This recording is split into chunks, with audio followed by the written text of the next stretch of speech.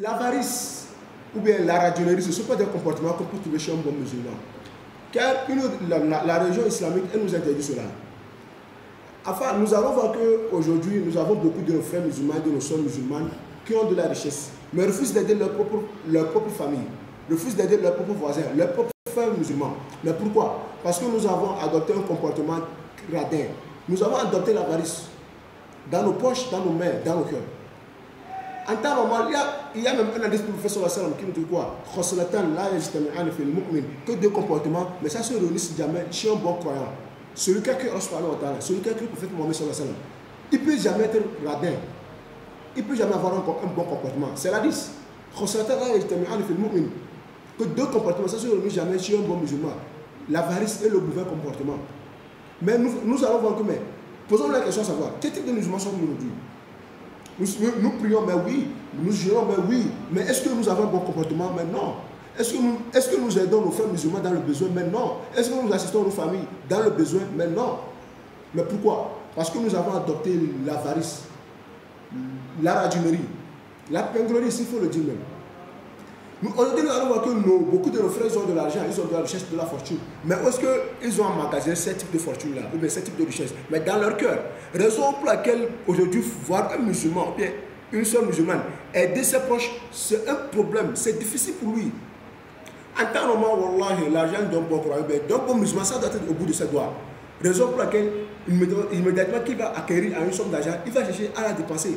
Il va chercher à la dépenser dans le bon sentier d'Allah. Il va chercher à aider ses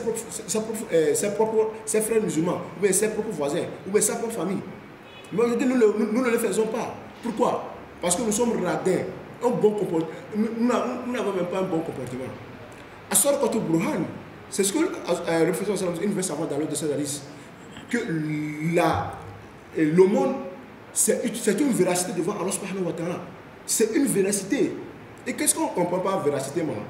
C'est-à-dire que le monde est une chose qui peut nous faire sortir dans le châtiment d'Allah subhanahu wa ta'ala. Si seulement si on donnait l'argent aux pauvres, et aux nécessiteux, à cause d'Allah subhanahu wa ta'ala. Il y a même un hadith où le professeur Hassan dit que quoi? Allahumma a'ti mufikon khalafan wa'ti mumsikan talafan. C'est un peu ce que Allah subhanahu wa ta'ala et que le professeur Hassan il a fait. Que Allah subhanahu wa ta'ala a'ti mufikon. Donne à celui qui donne. Celui qui donne, il faut lui donner.